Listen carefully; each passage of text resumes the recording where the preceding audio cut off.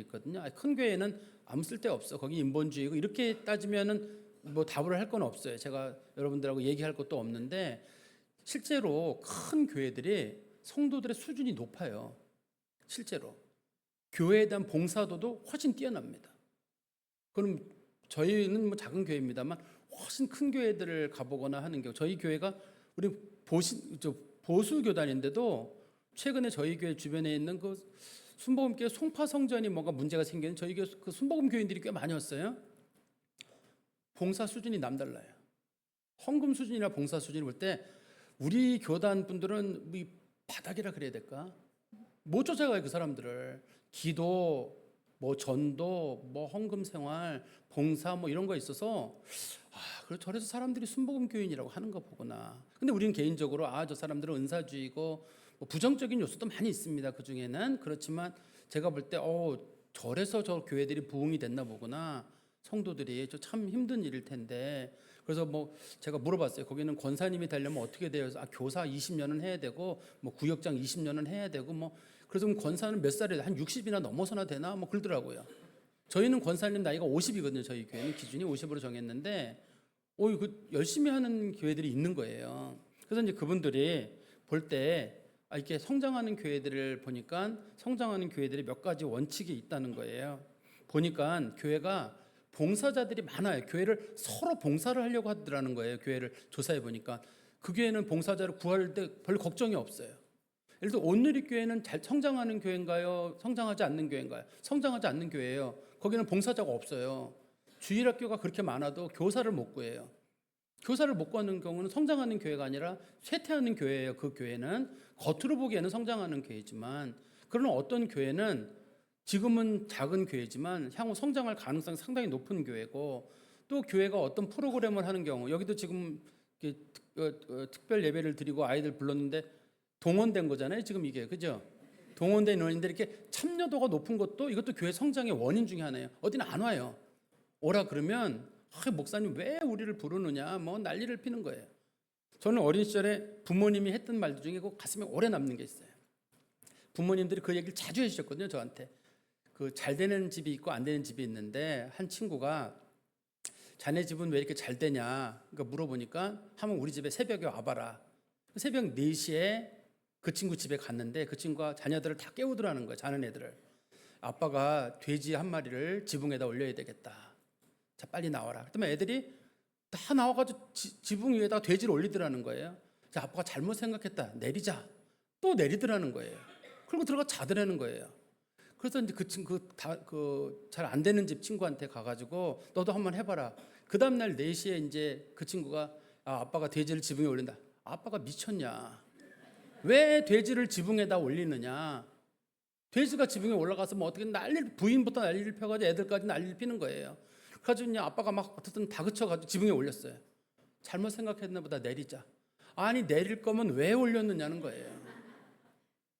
그래서 저희 부모님께서 하시던 말씀이 옛날에 잘 되는 집들은 다들 의견이 하나가 된다. 아버지가 얘기할 때 하나가 되고 안 되는 집들은 다 자기 의견을 내요. 자기 의견을 내가지고 아무것도 안 되거든요. 그 다음에 교회가 잘 되는 교회들을 보니까 30, 40대가 많더라. 30, 40대가 많다는 얘기는 주일학교가 많다는 얘기랑도 또 관련이 되거든요. 일부러 인원 구성을 30, 40대를 많이 할 수는 없어요. 우리 이 교회는 적어도 30, 40대가 많아야 된다. 그러면 뭐 40, 50대, 50, 60대는 어디 가야 되고 또 뭐 20, 20대는 어디 가야 돼. 그런 건 아니잖아요. 30, 40대가 많다는 건 주일학생들이 동시에 많다는 뜻인데 교회가 30, 40대 중심으로 교회를 운영을 하고 있다는 뜻이에요. 대부분의 교회들은 교회가 60, 70대가 의사 결정권이 있습니다. 장로님들이나 권사님들이 의사 결정권이 있기 때문에 예를 들어서 밥을 먹을 것이냐 뭐 스파게티를 먹을 것이냐 할 때 나이 드신 분들은 밥이죠. 근데 젊은 사람들이 스파게티 애들이 원해요. 그러면 자 그럼 스파게티 해라. 이렇게 양보를 못 해요. 웬만한 교회들이. 애들이 스파게티를 좋아하고 애들이 콜라를 먹는다. 몸에 안 좋은 콜라를 왜 먹느냐 그러는데 그렇게 애들이 먹겠다고 할 때 어른들이 양보를 하는 교회란 뜻이에요. 그 교회는. 30, 40대가 원할 때 양보를 해줘가지고 그 사람들이 교회에 머무르도록 도와주는 교회가 있고 아니다. 우리 어른들은 전통이 있는 교회인데 우리는 전통이 있는 교회로서 이렇게 교회가 한 방향으로 가야 된다. 한국 교회에 역사가 오래된 교회들이 있습니다. 100년 넘은 교회들이 있거든요. 하나같이 안 됩니다. 왜 하나같이 안 되나요? 옛날 분들이 뭐라 그러냐면 우리 옛날에 안 그랬어. 우리 옛날에 아무개 목사님 있을 때 안 그랬어. 영락교회 충현교회가 안 됩니다. 안 돼요. 왜 안 되나요? 그 한국의 과거에는 한국의 큰 교회 대표적인 교회가 영락교회 충현교회잖아요. 안 돼요. 어른들이 하나같이 뭐냐면 옛날에 아무개 목사님 계실 때 우리 안 했어. 절대 안 되는 거예요. 뭐 커튼 하나 다는 거, 이거 뭐 꽃꽂이 하나 하는 거 다 난리를 피는 거예요. 그런 교회는 안 돼요. 그렇지만 최근에 목사님들이 막 교회를 개척한 교회, 분당 우리 교회라든지 그런 교회들은 잘 되죠. 성도들 중에 기득권을 가진 분들이 나이 드신 분들이 없으니까 한번 해봅시다. 그럼 해봅시다 하는 거고 연세 드신 분들이 많은 교회들은 뭘 못하는 거예요. 특히 역사가 오래된 교회들은 목사님들이 몇 대를 지나간 경우 있잖아요. 그런 경우는 그게 잘 안 돼요. 그리고 또 잘 되는 교회 중들을 보니까 전도와 선교, 물론 목사님들도 설교를 그렇게 하시지만 전도, 설교, 선교 이런 얘기들을 목사님들이 많이 하더라는 거예요. 설교 시간에 전도해라, 선교해라, 선교하자 얘기를 하고 성도들도 시간 나면 전도하더라는 거예요. 근데 사실 오늘날 전도 어려워요. 전도 나가서 하는 게 어렵고 또 전도지를 받지도 않고 저희 교회 같은 경우도 아파트 단지 있잖아요. 교회가. 그럼 전도지를 꽂아놓으면 경찰에서 연락이 와요. 누가 신고를 하는 거예요. 전도지 빼가라고. 그러면 전도지 다 수거해요. 또 다 수거하고 또 갖다 놓고 또 전도를 하고. 왜냐하면 이게 옛날처럼 아파트에 꽂는 게 아니라 지금은 슬라이드 도어로 들어가가지고 그렇게 해야 되니까 이거 불법 침입으로 신고한다고 얘기가 나오는 거고 또 길거리에서 나눠주면 전도지를 받나요 이게? 안 받거든요 사람들이. 그러니까 전도하시는 분들이 저희도 전도인도 있고 전도부도 있어요. 저희 교회 한 30-40명 전도부들이 매주 모여서 전도를 하거든요. 그래도 쉽지가 않아요. 근데 어떻든 간에 교회가 전도와 선교를 꾸준히 하는 교회는 되고 그렇지 않은 교회는 잘 교회가 성장하지 않더라. 그다음에 새로운 교인들이 많이 오는 교회. 즉 그걸 다른 말로는 세례를 받는 사람이 많다는 경우인데 그 교회에 세례 받는 사람이 얼마나 되느냐. 그러니까 대부분 수평 이동하는 교회가 아니라 새로 누가 왔는데 우리 남편을 내가 교회 데려와야 되겠다. 그럼 내가 우리 집 주변에 있는 누군데 안 믿는 사람 교회 데려와가지고 전도해가지고 우리 목사님한테 세례 받게 해야 되겠다. 이제 그 다음에 이제 세례가 많으려면 아이들이 커서 올라오는 거겠죠. 그리고 그런 교회들은 성장을 하고 또 변화를 두려워하지 않는 교회들 한번 해봅시다. 우리 뭐든지 해봅시다 하는 교회들은 돼요.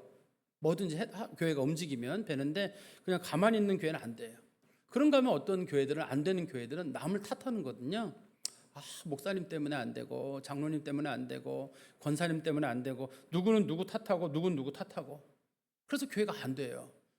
교회에 대한 책임을 어떤 분들은 다 목사님이 져야 된다 그러는데 목사님들이 목회를 다 하는 건 아니잖아요. 저도 제가 목회자로서 책임질 수 있는 부분이 있고 다른 분들이 져야 되는 부분이 있거든요. 근데 저한테 목사님이 책임지세요. 당연히 책임을 질 거예요. 책임을 지지만 그렇다고 해가지고 제가 못하는 부분도 있을 거 아니에요. 그 부분은 누군가 도와줘야 되는데 서로가 이 책임 소재에 대해서 이거는 우리 목사님이 말씀을 잘못 전해서 목사님이 설교를 못해서 이렇게 할 게 아니라 서로가 그거를 책임을 묻기보다는 긍정적인 방향으로 보는 거예요. 제가 잘 아는 목사님 중에 제법 교회가 큰 교회인데 지금 은퇴하셨어요. 목사님이 저 혀가 좀 짧고 말을 더듬어요. 그런데 그 교회 성도들은 정상적으로 말 잘하는 목사님들 설교를 들으면 왠지 가짜 같대요. 목사님이 살짝 말을 더듬고 그래야지 진짜 같더라는 거예요. 그 목사님 그래서 그걸 고치라고 하지 않고 성도들은 그걸 좋게 받아들이더라고요. 우리 목사님은 진실하셔서 말을 막 유창하게 하지 않으시고 말을 약간 더듬는다. 근데 그거를 흉 잡는 사람들은 목사님 왜 말을 더듬느냐. 근데 더듬는 걸 고칠 수 있나요? 쉽게 그걸? 혀를 늘릴 수도 없는 일이고. 할 수 없는 일이잖아요. 그런데 교회가 받아들여가지고 긍정적인 방향으로 보는 교회가 있고 또 안 되는 교회들은 서로 간에 갈등이 있어요. 사랑이 적고 갈등이 있어가지고 뭐 성도들 내에도 서로 다시 얼굴을 안 볼 것처럼 막 다투는 분들이 계시거든요. 교회 내에. 이 교회는 일절 없죠. 한 명도 없을 것 같아요. 천사와 방불한 분들이라 한 분도 없을 것 같은데 교회 내에도 보면 우리가 다른 사람보다 교인들과 만나는 시간이 많거든요. 많은데 이 성도들하고 서로 관계가 깨지고 답답하고 그러면은 우리 인생에 정말 큰 실패를 하는 거나 마찬가지거든요. 이 사람들 만나는 시간이 굉장히 많습니다. 저도 자주 만나는 분들은 새벽 예배 만나죠, 뭐 낮에 만나죠, 무슨 교육때 만나죠, 뭐 만나죠, 수시로 만나거든요. 형제자매 만나는 것보다 훨씬 많아요, 그 성도들이. 근데 그 성도들과 제가 마음이 잘 맞아서 교회를 잘 운영해 나가면 그게 이제 교회가 좋은 건데 마음이 안 맞아가지고 저 집사님 말 안 듣는다, 저 권사님 말 안 듣는다, 뭐 그렇게 하고 장로님들 뭐 타박을 하고 그러면 안 될 거거든요. 서로 갈등 없이 교회를 잘 이끌어가고 또 교인들 간에도 서로 소통을 잘해요. 어른들은 젊은 사람들의 마음을 잘 이해하려고 하고 젊은 사람들은 어른들 마음을 잘 이해하려고 해요. 어른들이 사실 젊은 사람 마음 이해하기 어렵습니다. 또 젊은 사람도 어른들 마음을 이해하기 어려워요. 내가 그 인생을 살지 않았기 때문에. 그런데 잘 되는 교회들은 서로 이해를 하려고 해요. 아, 어른들이 저래서 그러셨구나. 저분들이 우리보다 생각이 깊고 경험이 많으셨구나. 이렇게 볼 수 있고 또 어른들은 야, 우리가 못 봤던 세대를 사는구나. 우리가 못 봤던 세대를 우리는 전혀 모르는 세대를 살아가고 있거든요. 전혀 모르는 세대 살아가고 있기 때문에 저도 아까 무슨 얘기 나누다가 우리 저희 새신자 환영회가 있었거든요. 오전에 오전 예배 끝나고 제가 그 40대들하고 얘기를 나누던 중에 혹시 MZ 세대가 이해가 되냐 그러는데 자기가 이해가 안 된대요. 근데 그 친구들이 몇 살이냐면 81년생하고 80년생이에요. 저랑 얘기 나눴던 친구가 MZ 세대가 82년생부터래요. 자기들 말이 한 살 차이만 나도 이해가 안 된다 그러더라고. 그러니 우리가 이해가 되나요? 근데 생각해 보면 그 사람들이 우리 자녀이기도 하기 때문에 이해가 안 될 것도 없어요. 서로 잘 얘기하고 하다 보면 잘 되는데 그걸 잘 안 해서 또 주일학교가 좀 잘 되는데 잘 되는 교회들은 주일학교가 잘 된다고 하거든요. 저희 교회가 주일학교가 좀 잘 되는 편인데 저희는 동네가 좋아요. 실제로 거기가 아파트 단지가 있고 마침 아파트 분양을 할 때 그 다자녀 우선 배정을 했어요. 3명, 4명 있는 요즘 3명, 4명 흔히 못 보셨죠? 저희는 많아요. 3명, 4명, 5명 애들이 많아요. 이 지역에. 이 다자녀 우선 배정을 해가지고 잘 안 믿어지시겠지만 주일학생이 400명이 넘어요. 그러니까 그 아이들이 계속 올라오는 거잖아요, 위로요. 그러니까 아이들이 그 정도 되니까 부모도 그 숫자가 이상 될 거고. 이거는 우리는 세상 말로 운이 좋은 거죠. 그 좋은 동네에 마침 애들 많은 동네에 우리가 자리를 잡아서 된 경우인데 정말 이 주일학교가 잘 되는 교회들은 교회의 초점을 주일학교에 두는 거예요. 제가 한 번은 만나교회라고 저희 가까운 분당 쪽에 있는 교회를 한번 가봤는데 교회 그 로비가 뭐 보라색, 뭐 오렌지색 아주 뭐 애들 공간으로 돼 있는 거예요. 그래서 제가 이게 왜 이렇게 했냐고 물어보니까 이렇게 좋은 애들이 오고 싶은 사진이 않는 교회들은 부모가 애들 안 데려온다는 거예요. 그래서 교회를 우리는 지금 다 우드톤으로 했잖아요. 이거를요. 우드톤으로 했잖아요. 우드톤으로 했는데 이거는 이제 하시는 분들의 눈높이가 있는 거죠. 그렇지만 젊은 분들을 첫 타겟으로 맞추는 분들은 이거를 아주 그냥 부드럽게 만들고 또 아이들 공간도 아이들이 다치지 않도록 다 패드를 붙여가지고 애들이 뛰다가 다치지 않도록 다 이렇게 색깔을 맞추거든요. 아이들을. 그래서 우리도 교회가 되는 교회를 만드는 방법은 아이들이나 젊은 부모들이 올 수 있도록 그러려면 연세 드신 분들이 좀 양보도 좀 있어야 돼요. 우리가 애들을 봐줄게. 엄마들은 봉사하고 예배 드려 우리가 애들을 봐줄게 이래야 되는데 물론 우리들 몸이 힘들어요. 힘들지만 우리가 한번 봐줄게. 그렇지 않으면 지금 교회가 성장하기가 어려워요. 옛날에는 그냥 다 모여서 예배 드리고 우리는 말이야 애기 몇 키우고 다 살았어요. 저도 애 셋 키우고 살았어요. 애 키우고 잘 살았고 애들이 30도 되고 뭐 29, 27 줄줄이 있어요. 애들이 있는데 그때 우리는 그냥 키우고 살 수 있었는데 지금은 아이들을 키우는 부모들의 마음이 다르기 때문에 교회가 어떤 행사를 하잖아요. 저희가 마더와이즈를 한 5, 60명 한다. 그러면 권사님들이 동원돼가지고 그 집 애들을 다 봐주는 거예요. 애들을. 그렇지 않으면 엄마들이 그 프로그램에 동원이 안 될 거 아니에요. 그러면 부인이 예배 오면 부인이 예배가 마음에 들면 남편을 데리고 오고 그래서 교회가 이렇게 숫자가 늘어나더라고요. 제가 볼 때. 지금 요거는 제가 이제 서론적인 말씀 드렸는데 여러분 잘 아시는 대로 이 말씀은 뭐 목사님께 여러 차례 들어서 아실 거예요. 마태복음 25장은 최후 심판과 관련된 거거든요.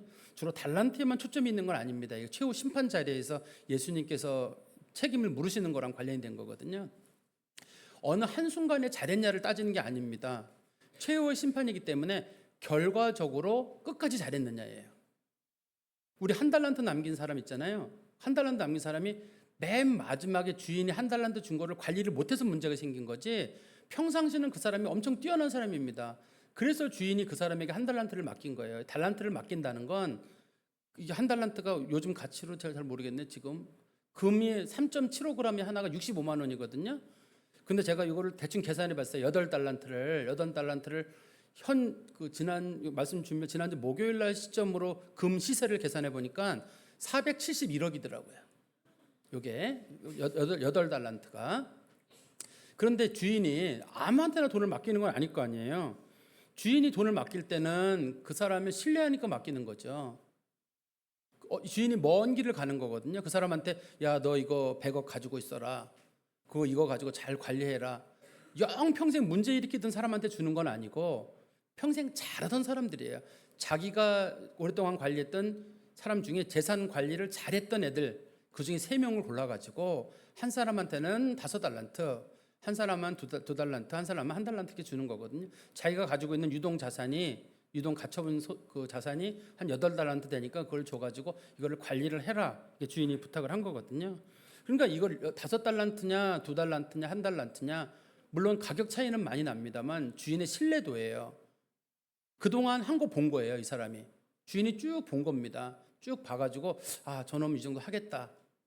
아, 저놈은 2달란트 해볼만 하겠다.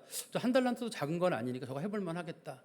그래서 1달란트 받은 사람이 자꾸 조금 줬다고 시험 들어서 뭐 그 땅 묻어놨던 그런 건 아닙니다.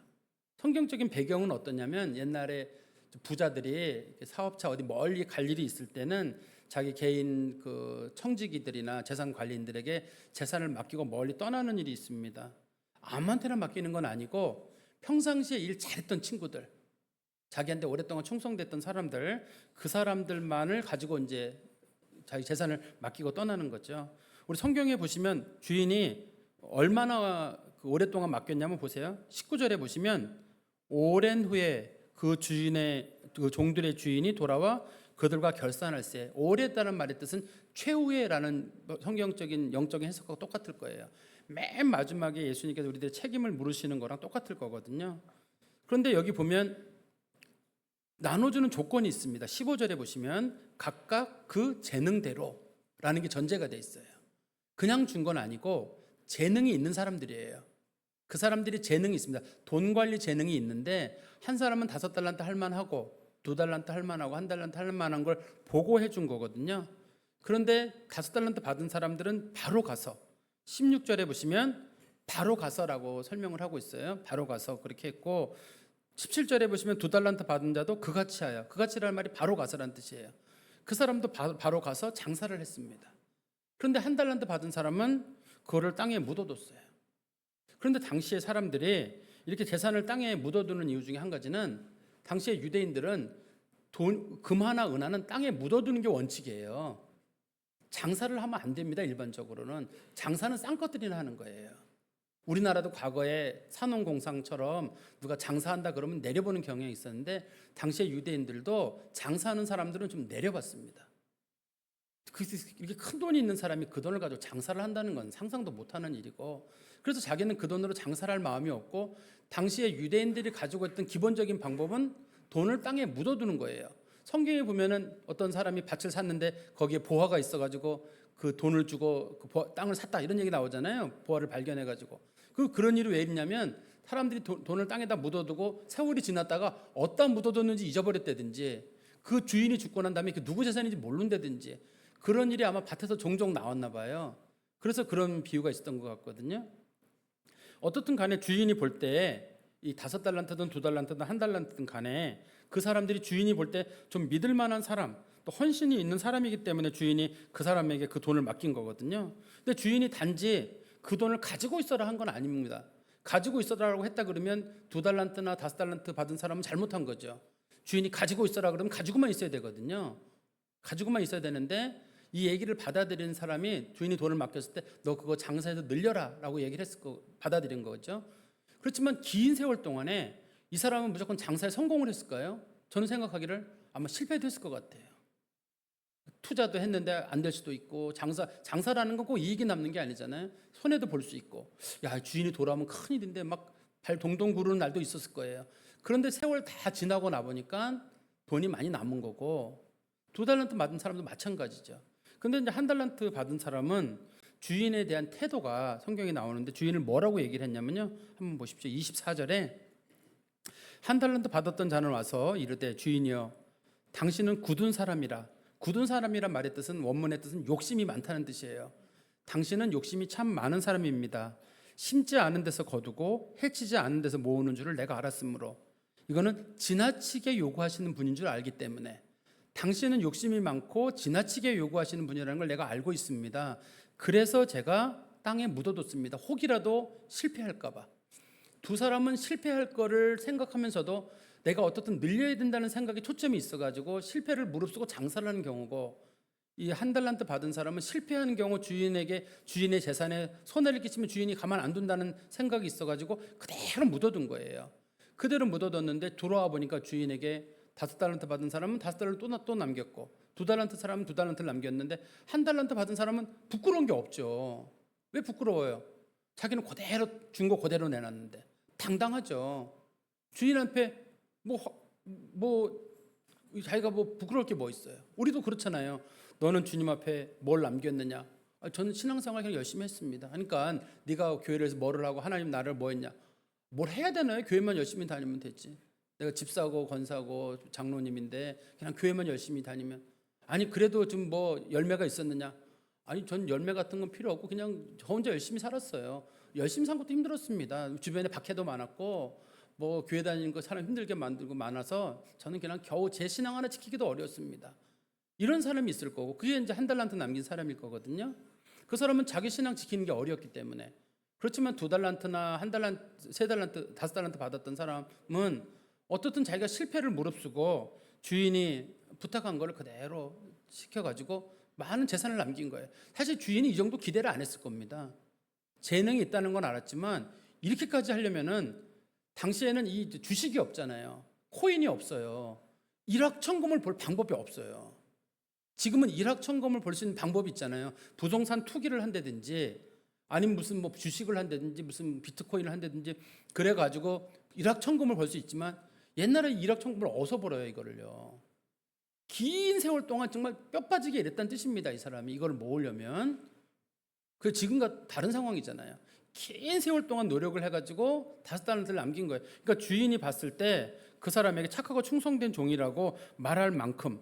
그래서 21절에 보시면 그 주인이 이르되 잘하였도다 착하고 충성된 종아, 이렇게 표현을 하고 있잖아요. 그런가 하면 1달란트 남긴 사람에게는 26절에 보시면 악하고 게으른 종아, 이렇게 주인이 얘기를 했어요. 주인이 봤을 때 분명히 재능이 있는데 해보지도 않았고, 이 사람이 손해를 봤다고 해서 주인이 너 왜 손해봤냐고 할 건 아니에요. 주인은 이 사람의 재능을 믿고 한번 해보라고 한 거잖아요. 한번 해보라고 한 건데 그거 하다 보면 잘 될 수도 있고 안 될 수도 있지 않겠어요? 교회도 마찬가지예요. 교회도 어떤 목사님들이 정말 열심히, 저도 목회자로서 이해가 안 되는 것 중에 한 가지가 진짜 훈련되고 경건하고 좋은 친구들이 있어요. 그 신학교 다닐 때 그 친구들이 하나같이 목회를 못 하더라고요. 이해가 안 돼요, 개인적으로. 진짜 기도 생활 많이 하고 성경도 뭐 저는 따라가지도 못할 정도로, 그러고 경건하고 전도도 막 하고 뭐 개척하고 막 10년씩 교회에서 그냥 먹고 자고 하더라고요. 그래서 제가 어느 날 한번 가보면 교회 몇 명이니 그러면 2명. 뭐 근데 그 사람 최근에 싸우고 나갔어. 뭐 그런 교회들이 있어요. 엄청 속상해요. 그 집사람하고 저랑 그 친구 벌써 우리 10년 이상 후원하죠. 꾸준히 후원하면서도 야 빨리 그 이제 독립을 해가지고 후원 좀 끊자. 뭐 끊어지긴 어떻게 끊어져요? 늘질 않는데. 근데 개인적으로 봤을 때는 야 왜 하나님은 저렇게 하실까? 이해가 안 돼요. 제 생각에는 하나 답을 얻은 건 저 친구가 진짜인가 보다. 저 같은 경우는 만약에 교회를 하다가 안 되면 제가 중간에 그만두고 뛰쳐나갈까 봐 하나님께서 사람을 모아주신 것 같고, 저 친구들은 안 모아줘도 할 만한 사람이기 때문에 하나님께서 그렇게 하시는가 보다. 나름대로 이제 답은 그렇게는 얻었어요. 그렇게는 얻었는데 답답해요. 그러니까 이게 하나님 일을 하는 일에 열매가 있을 수도 있고 없을 수도 있고, 열심히 했는데 될 수도 있고 안 될 수도 있고, 어떤 분들은 정말 교회 열심히 몇십 년 모아가지고 교회를 건축을 잘했거든요. 그 다음 주에 화재가 나가지고 교회가 없어진 교회도 있어요. 교회가. 그러니 이거를 뭐 우리들 마음대로 되는 문제는 아니란 말이에요. 그러니까 주님께서 너의 교회는 왜 화재가 났느냐, 불났으니까 니네가 잘못한 거다, 이렇게 따질 수도 없는 일이고, 하나님께서는 우리들에게 너 얼만큼 마지막까지 최선을 다했느냐, 믿는 사람답게 살았느냐, 주님께서는 거기에 초점이 있는 것 같아요. 그런데 그 사람은, 1달란트 받았던 사람은 저는 주인이 묻어두라고 해서 묻어뒀습니다라고 하니까 주인이 말하기를 27절에 그러면 내가 마땅히 내 돈을 취리하는 자들에게나 맡겼다가 내가 돌아와서 원금과 이자를 받게 하였을 것이니라 하고, 유대인들은 당시에 이렇게 돈을 투자하거나 투기하는 일을 잘 안 했습니다. 원래 취리한다는 말은 지금처럼 뭐 누구한테 이자 돈을 받고 그런 게 아니라 당시에 이제 환전 업무를 했어요. 사람들이 시골에서 예루살렘에 예배 드리러 오거나 할 때 돈을 가지고 시골 돈 일반 화폐를 가지고 오면 예배 드릴 때 쓰는 돈하고 돈을 바꿔 주거든요. 그걸 통해 가지고 환전 이익을 챙기는 사람들이 당시에 좀 있었어요. 그래서 이제 여기서도 보면 취리하는 자들이란 말이 주로 그런 일인데 그거는 손해 보는 일이 아니에요. 그건 어차피 돈 바꿔주고 돈을 받는 건데 이건 유대인들이 원래 했던 건 아닌데 유대인들이 왜 디아스포라라는 말 있잖아요. 유대인들이 멀리 떠나 살다 보니까 다른 지역에서 돈 버는 걸 배워가지고 왔어요. 그래가지고 환전하는 업무라든지 이렇게 취리하는 업무에 유대인들이 간혹 허락하는 일이 있었거든요. 그러니까 주인이 하는 말이 그 돈을 누군가에게 맡겼으면 최소한 이자 뭐 1부, 2부라도 버는 방법이 있는데 왜 그거라도 안 했냐는 거죠. 그러니까 진짜 악하다고 본 이유는 이 사람이 주인에 대해서 충성할 마음이 전혀 없었기 때문에 그렇게 주인이 그 문제에서 화를 내는 거죠. 그래서 우리 성경 말씀 보시면 28절에 그에게서 그 한 달란트를 빼앗아 10달란트 가진 자에게 주라. 무릇 있는 자는 받아 풍족하게 되고 없는 자는 그 있는 것까지 빼앗기리라. 예수님께서 사실 이 말씀을 하실 때 초점은 유대인들에게 하는 거랑 유대인들에게 하시는 말씀이에요. 유대인들은 자신들의 진리를 유대인들끼리만 가지고 있었고 이방인들에게 전하지 않았어요. 이방인들은 구원받을 대상이라고 보지 않았거든요. 이방인들이 예루살렘에 찾아와도 복음을 안 전했어요. 주님께서 주신 그 복음을 자신들이 꼭 묻어두고 가방에만 담아뒀던 거예요. 예수님은 그걸 공격하는 겁니다. 1차적으로는 유대인들의 국수주의나 소위 민족주의를 공격을 하는 거 있는 거고 아무것도 하지 않는 유대인들의 태도를 주님께서 비판하시는 거거든요. 그렇지만 한편으로는 우리 성도들에게 주시는 말씀은 우리 인생의 마지막 다 끝났을 때 주님께서 야, 너 인생 한번 보자. 뭘 남겼느냐 하는데 어떤 분들은 이런 분이 계세요. 진짜 젊어서 열심히 했던 분이 있어요. 근데 노년에는 아무것도 안 하는 분이 있어요. 어떤 분들은 젊어서는 아무것도 안 했는데 노년에 잘하는 분이 있어요. 어떤 분이 좋은 건가요? 제일 좋은 거는 젊어서도 잘하고 나이 먹어서도 잘하는 건데 그러기는 어렵거든요. 사람이라는 건. 근데 이제 간혹 이제 나이를 들다 보면 우리가 그런 말을 자주 하거든요. 나도 말이야 젊을 때는 많이 했어. 그런 말을 쓰는데 그 말은 지금은 놀고 있다는 뜻이거든요. 그 말의 뜻이 지금은 놀고 있다는 뜻인데 우리가 젊어서도 열심히 하지만 마지막까지 열심히 하는 그런 태도를 보인다든지 열매를 남기는 일이 우리 가운데 필요하지 않을까 하는 생각이 듭니다. 제가 좀 말씀을 정리해서 말씀드리면 우리는 모두 하나님 앞에 달란트를 받았고 재능이 없는 사람은 없어요. 어딘가에서 하나님은 다 일하도록 만들어 놨거든요. 교회를 섬길 수 있도록 주님께서 해놓으셨는데 우리가 이제 우리들의 인생에 어떤 분은 인생이 많이 남은 분도 계시고 어떤 분은 인생이 얼마 안 남은 분도 계실 거예요. 안 남은 분도 계실 텐데 우리가 이 남은 인생을 어떻게 할 것이냐. 인생이 얼마 안 남은 사람들은 내가 교회를 위해서 내 인생을 어떻게 정리할 것인가 한번 생각을 해야 될 거 아니에요. 내가 뭐 내 자식 생각하고 내 자식께 재산 물려주고 뭐 그런 것만 말고 교회를 위해서 나는 과연 뭘 할 수 있을까 마지막에 그 문제를 한번 고민해 봐야 될 것 같고 또 인생이 여유가 많은 분들 있잖아요. 여유가 많은 분들은 내 인생이 많이 남았는데 이 남은 인생을 난 또 어떻게 살 것인가 계획을 세워야 될 거예요. 나를 위한 인생도 살아야 되고 주님을 위한 인생도 살아야 되는데 그거를 적절하게 우리가 이제 배려를 하면 살아야 되거든요. 그냥 나를 위해서만 인생을 다 계획을 짜는 게 아니라. 그래서 연세 드신 분들은 이 인생 다 살았는데 내가 뭐 해요? 나 여기서 끝이에요. 이러는 분이 있고 또 인생이 많이 남은 사람들은 저 나중에 나이 먹으면 할게요. 이러는 사람이 있단 말이에요. 그러지 말고 하나님 앞에 우리 하나님 주신 일들을 우리가 잘 감당하는 거 그게 우리가 해야 될 일이에요. 우리 도봉교회는 누가 책임을 져야 되나요 도대체?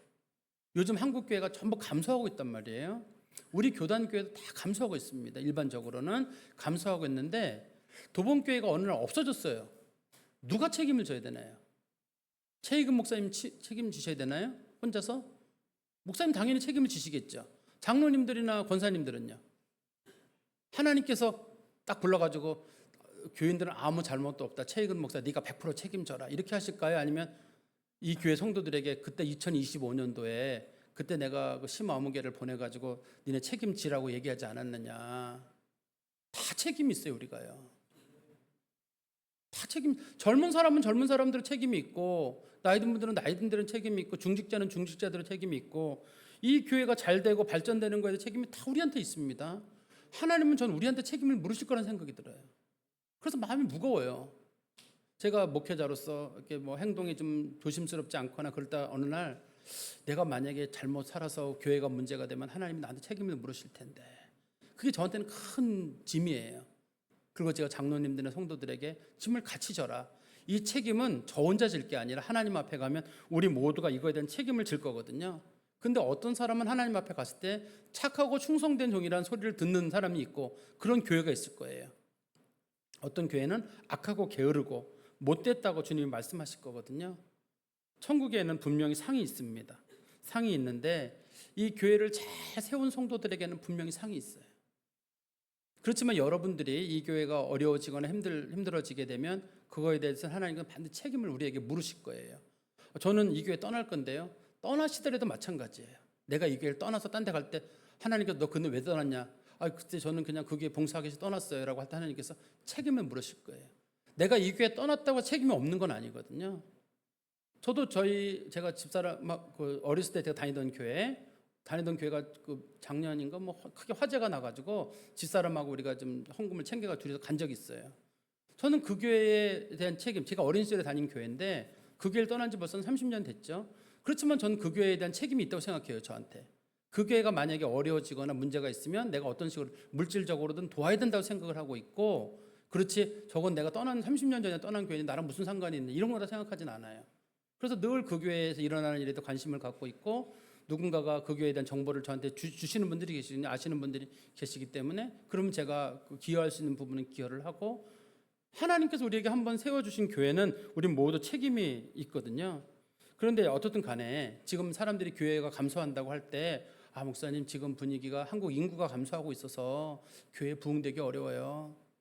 지금 코로나 이후에 한국 교회 다 어렵습니다. 또 교회에 대한 사회적 평판도 좋지가 않고, 또 뭐 교회를 사람들이 너무 정치적인 그런 입장으로 봐버려 가지고 교회에 대한 공격도 지금 만만치 않고 교회 어렵습니다. 맞아요.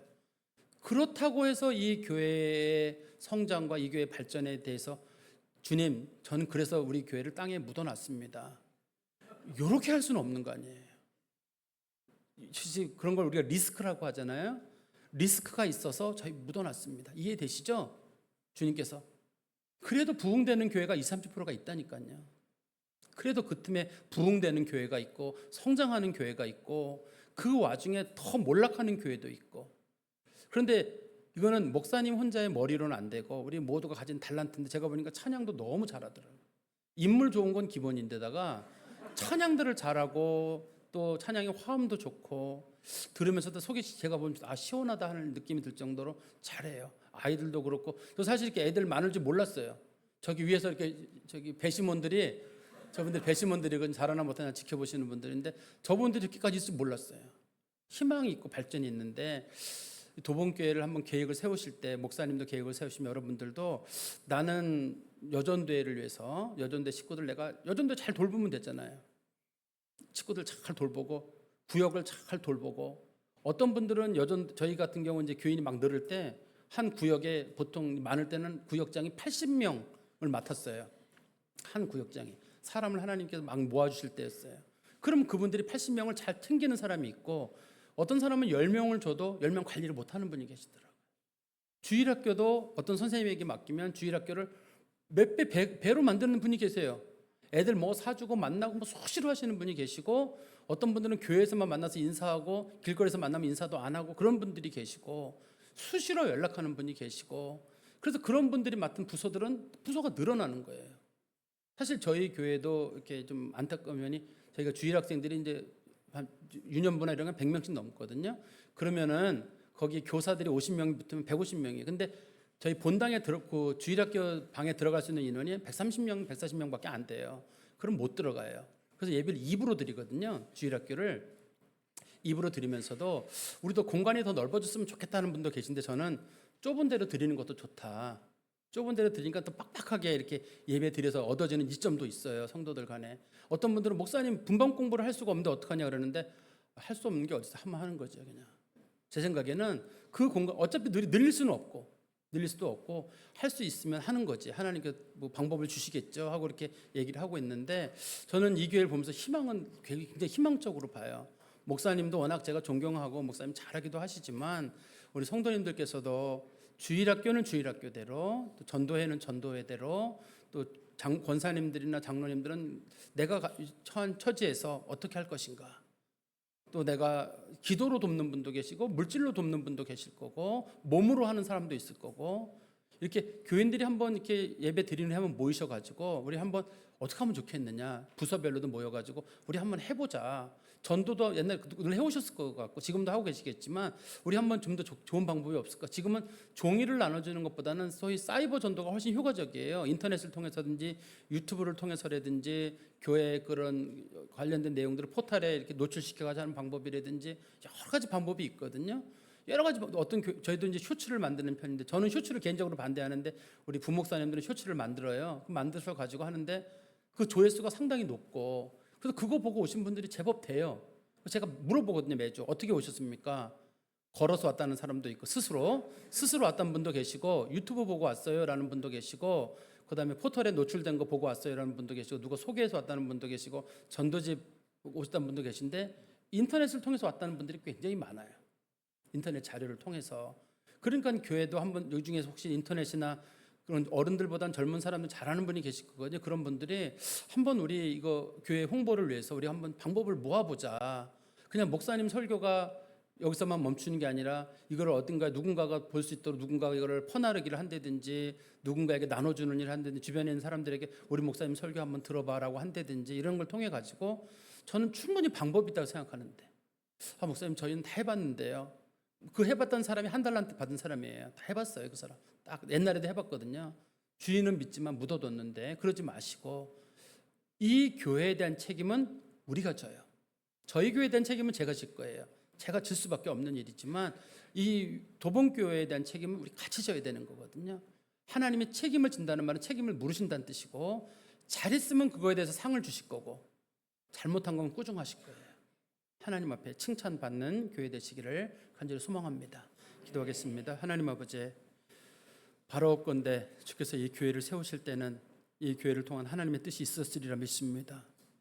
지금 이 교회가 하나님 앞에 발전하고 부흥할 수 있는 도상에 놓여 있는 것으로 보입니다. 하나님께서 힘있게 역사해 주셔서 이 교회가 리모델링한 것이 후회가 될 만큼 더 크게 더 발전할 수 있도록 하나님 도와주시고, 정말 하나님 말씀 사모하고 전도를 사모하고 기도를 사모하고 하나님을 진심으로 사모하는 복음의 열정이 있는 성도들이 서로 달려붙어서 도봉교회를 하나님 앞에 아름답게 세워갈 수 있도록 하나님 도와주시옵소서. 잘하든 못하든 우리는 반드시 책임을 질 것입니다. 하나님 앞에 설 날이 멀지 않습니다. 끝까지 주의 일 잘 감당하게 하여 주시옵소서. 예수 그리스도의 이름으로 기도하옵나이다. 아멘.